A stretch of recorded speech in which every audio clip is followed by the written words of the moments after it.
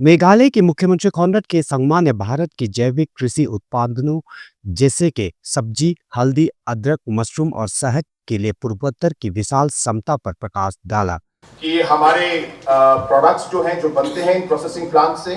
आज जापान से लेके ऑस्ट्रेलिया से लेके यूरोप और हमारे जो मिडिल ईस्ट नेशंस में हमारे प्रोडक्ट्स, हमारे हनी, हमारे टर्मरिक, हमारे जिंजर प्रोडक्ट्स आज इन देशों में जा रहे हैं। लेकिन हमारी सबसे बड़ी प्रॉब्लम यही है कि हमारे यहाँ क्वांटिटी कम है और इसमें हमें प्रोसेसिंग और ग्रोथ दोनों में हमें ध्यान देना जरूरी है। इसलिए सर मेरा दूसरा सुझाव ये होगा कि अगर हम लोग फूड प्रोसेसिंग का और ज्यादा पुश और इसमें ध्यान दे पाए तो मुझे विश्वास है कि सर हम लोग इन चीजों में आगे बढ़ पाएंगे। हालांकि उन्होंने इस बात पर जोर दिया कि अपर्याप्त कोल्ड स्टोरेज और परिवहन सुविधाओं जैसे रसद संबंधी बाधाओं ने क्षेत्र के विकास में बाधा उत्पन्न की है। इन चुनौतियों के बावजूद संगमा ने कहा कि मेघालय की अनानास, संतरे, अदरक और हल्दी सहित क्षेत्र के कृषि उत्पादनों को पहले ही यूरोप और यूएई बाजार में जगह मिल चुकी है। रसद संबंधी बाधाओं को दूर करने के लिए राज्य सरकार कृषि पारिस्थितिकी तंत्र को मजबूत करने, कार्यक्रमों के साथ किसानों को समर्थन करने और कृषि उद्यमिता को बढ़ावा देने के लिए काम कर रही है। सर मेरा तीसरा सजेशन ये रहेगा कि जिस तरीके से हम लोगों ने अलग अलग एरियाज में क्लस्टर डेवलपमेंट प्रोग्राम्स हमने शुरू किए हैं सर,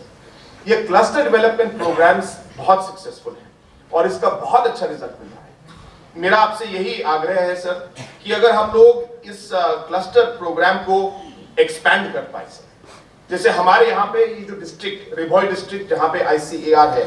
यहाँ पे बहुत जिंजर उगता है, लेकिन यहाँ पे इस जिंजर को प्रमोट करने के लिए हमारे स्टेट गवर्नमेंट के मिशन मोड प्रोग्राम के अलावा और कोई सपोर्ट फार्मर्स को नहीं मिलता। तो ऐसे अगर हम लोग और क्लस्टर डेवलपमेंट प्रोग्राम्स, जिंजर क्यों ना हो, ब्लैक पेपर क्यों ना हो, बैम्बू क्यों ना हो, हमारे यहाँ पे मशरूम क्यों ना हो, हनी,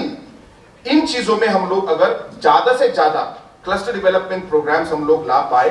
तो मुझे विश्वास है सर इससे भी हमारे लोगों को बहुत यहाँ पे बेनिफिट मिलेगा सर।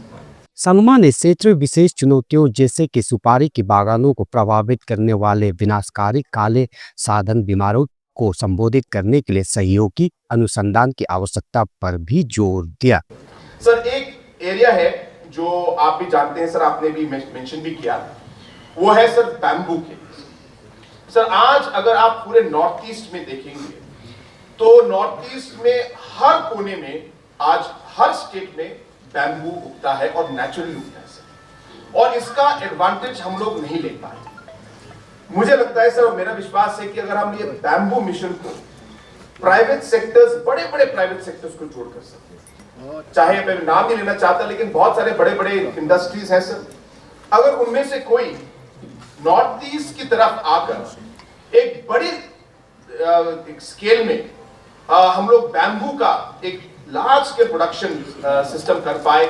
अगर हो सके हर स्टेट में, अगर हर स्टेट में नहीं भी हो पाए तो कोई हब्स में जहां पे हम लोग बैम्बू से अलग अलग प्रोडक्ट्स बना पाए, बैम्बू का एथेनॉल क्यों ना हो, बैम्बू का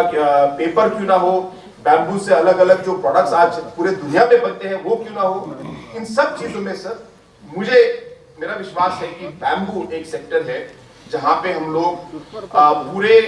नॉर्थ ईस्ट को और नॉर्थ ईस्ट के हमारे गांव के लोगों को, ज्यादातर हमारे किसानों को, फार्मर्स को, गरीब लोगों को सर हम लोग इस बैम्बू मिशन की मोड की तरफ से और इसे हम लोग बड़े स्केल में करें सर। उन्होंने इन खतरों से निपटने के लिए समाधान का आग्रह किया और बांस की उत्पादन को बढ़ाने और अदरक जैसे फसलों के लिए क्लस्टर दृष्टिकोण विकसित करने के लिए केंद्रीय समर्थन मांगा।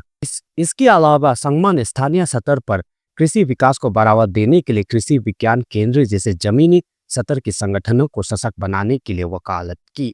मैं मन्ना संगमा आपकी अपनी इलेक्ट्रॉनिक न्यूज़ से ऐसे ही जानकारी के लिए बने रहे हमारे साथ।